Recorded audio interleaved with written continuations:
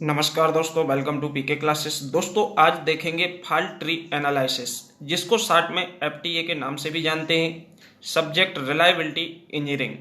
Reliability engineering and industrial engineering में अक्सर question पूछा जाता है फॉल्ट ट्री एनालिसिस के बारे में।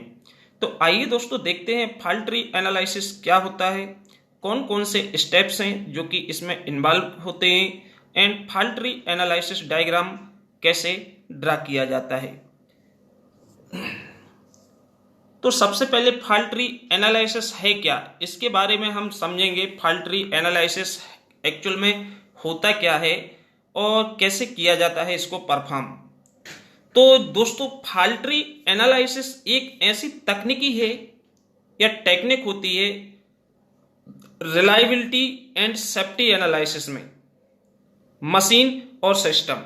मीन्स हमको किसी भी मशीन या किसी भी सिस्टम की रिलायबिलिटी और सेफ्टी के बारे में यदि हमको करेक्ट जानकारी चाहिए है, जानकारी निकालना है, तो हम फॉल्ट ट्री एनालिसिस परफॉर्म करते हैं।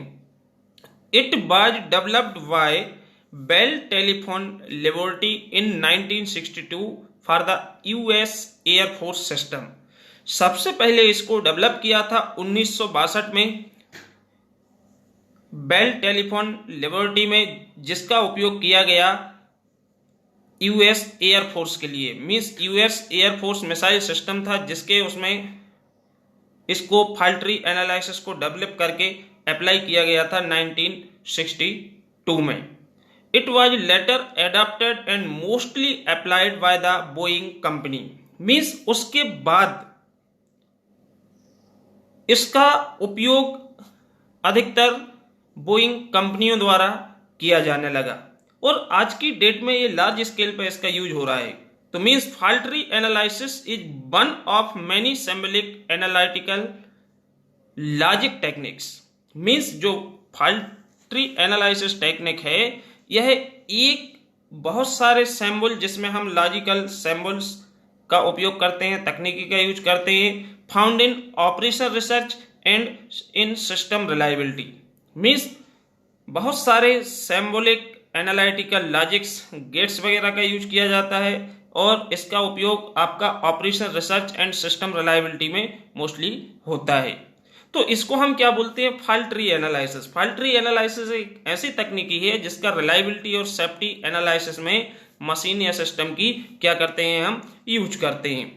इसको सबसे पहले वेल टेलीफोनिक लेबोरेटरी में 1962 में डेवलप किया गया था एंड यूएस एयरफोर्स सिस्टम में इसको उपयोग किया था।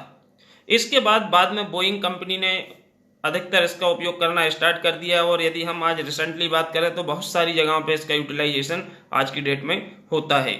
तो एफटीए एक symbolic logic analytical logic technique होती है, फाउंड इन ऑपरेशन रिसर्च, जो पाई जाती है किसमें? ओआर में, operation research and in system reliability. Okay, now fault tree analysis step.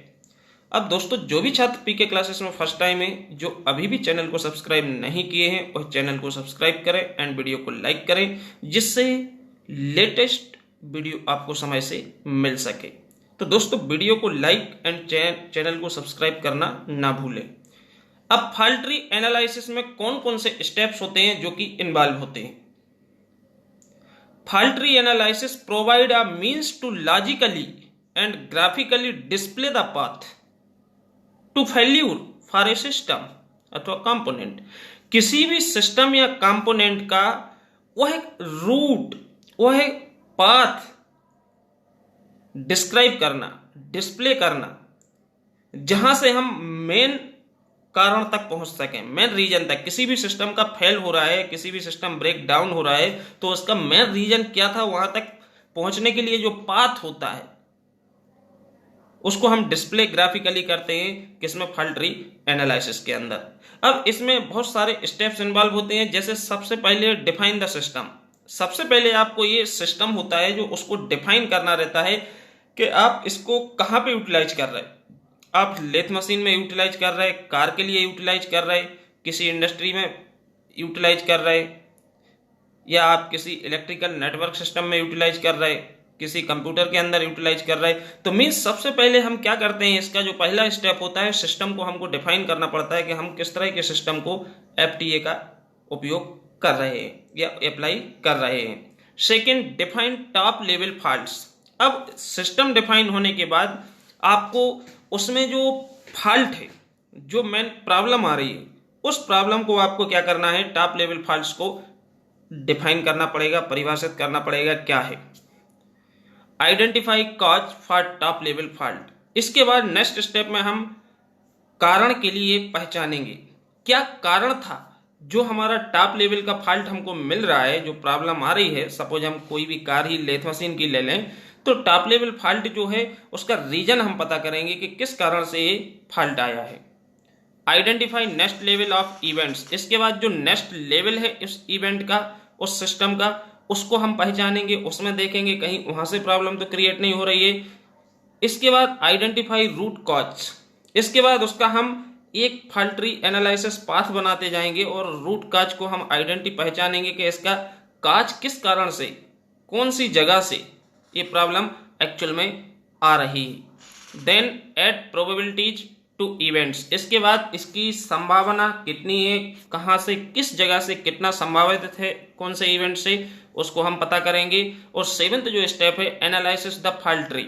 इसके बाद हम फॉल्ट ट्री को एनालिसिस करेंगे, उस पर हम पूरा काम करने के बाद उसको एनालिसिस करेंगे और इस तरह से हम पता कर लेते हैं कि एक्चुअल में मेन दिक्कत इस जगह से हो रही है। ठीक, तो these steps involve in fault tree analysis. Okay, now fault tree diagram for car. Means fault tree हम जो टेक्निक है इसको हम किसी भी जगह पे यूटिलाइज कर सकते हैं। यहां पे हमने एग्जांपल लिया है fault tree diagram for car. तो जो आपका मेन फॉल्ट है, टॉप इवेंट है इस फॉल्ट ट्री डायग्राम के अंदर, ये है कार स्टार्टिंग प्रॉब्लम। सपोज आपकी कार स्टार्ट होने में दिक्कत कर रही है, स्टार्ट नहीं हो रही है, तो इसके हम पाथ को सबसे पहले आइडेंटिफाई करेंगे लेवल के लिए कि या तो फ्यूल इशू हो सकता है, भाई कार में पेट्रोल नहीं होगा तो भी कार स्टार्ट नहीं होगी, या कोई इलेक्ट्रिकल इशू हो सकता है। आप भी जानते हैं कोई भी इंजन स्टार्ट नहीं हो रहा है तो या तो उसमें फ्यूल नहीं है या उसमें कोई इलेक्ट्रिकल इशू है, इलेक्ट्रिकल प्रॉब्लम है, बैटरी से करंट नहीं जा रहा है, स्पार्क प्रोड्यूस नहीं हो रही है। ये दो मेन आपके क्या होंगे, इवेंट ये होंगे आपके। सेकंड स्टेप होगा, मींस टॉप लेवल की आपने प्रॉब्लम को आइडेंटिफाई कर लिया, इसके बाद आपने डिफाइन करने के बाद आपको उसका काज को ढूंढा, तो उसमें हमें दो कारण मिले, एक फ्यूल का और एक हमें मिला इलेक्ट्रिकल इशू का। तो जो सबसे पहले इसमें हम गेट का यूज कर रहे हैं, जैसे कि आर गेट का यूज किया गया है और एंड गेट का यूज किया गया है। इन गेट से हम कनेक्ट करते हुए इसके एक्चुअल संभावित जगहों पे हम फोकस करते हैं कि किस किस कारण से ये प्रॉब्लम हो सकती है। तो फ्यूल इशू के बाद यदि हम देखें तो हो सकता है कि फ्यूल हो ही ना, एक ये भी तो कारण हो सकता है कि आपकी कार में फ्यूल ही नहीं है, गैस ही नहीं है। दूसरा, आपकी उसकी सप्लाई की जो लाइन है, इस लाइनिंग में कहीं चोक है, ब्लॉक है, सप्लाई फ्यूल है लेकिन फ्यूल आ नहीं रहा है, ये भी तो प्रॉब्लम हो सकती है। तो ऐसी जगह पे हम फोकस करके जो एनालिसिस है उसको अप्लाई करते हैं कि इसकी जो रिलायबिलिटी है, संभावना कहाँ किस जगह पे संभावित है कि ये प्रॉब्लम यहां से क्रिएट हो सकती है, ये मालूम होना बहुत आवश्यक है। देन इलेक्ट्रिकल इशू की बात करेंगे, तो यदि हम इलेक्ट्रिकल इशू पे जाते हैं तो इलेक्ट्रिकल इशू में आपका जैसे बैटरी डेड, सपोज उसकी बैटरी है, बैटरी ही खराब हो गई, बैटरी डेड हो गई, तो उसमें आप बैटरी डेड होने के केसेस में क्या एक कारण ये भी हो सकता है इलेक्ट्रिकल इशू के अंदर।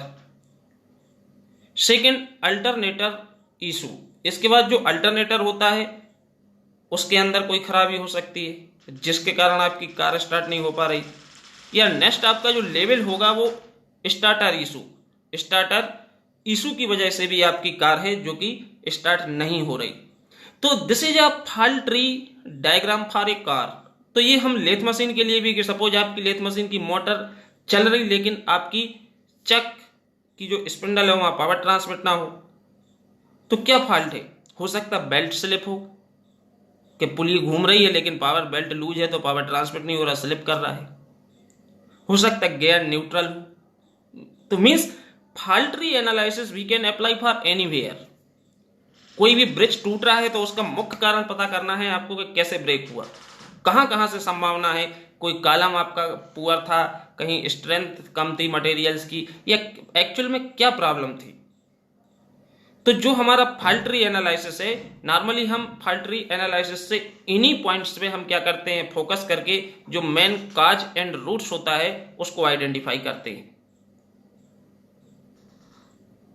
जिससे हमको बहुत आसानी हो जाती है किसी भी सिस्टम या किसी भी मशीन्स के सेफ्टी के लिए। हम सपोज कोई प्रोडक्शन की बात ही कर रहे हैं, यदि हम सबसे पहले संभावित बिंदुओं पर फोकस कर लें कि कौन कौन से कारण के रीजंस की वजह से ये ब्रेक हो सकता है, किस किस जगह से ये बंद हो सकता है, तो उस पर हम पहले से अच्छा काम कर लें, तो जो डैमेज वगैरह है, जो आपका अचानक से सिस्टम बंद हो गया है, स्टार्ट नहीं हो रहा है, इस तरह की प्रॉब्लम्स जो होती हैं वो हमको फेस नहीं करना पड़ेंगी। ओके दोस्तों वीडियो पसंद आया तो चैनल को जरूर सब्सक्राइब करें एंड वीडियो को लाइक करें। Thank you.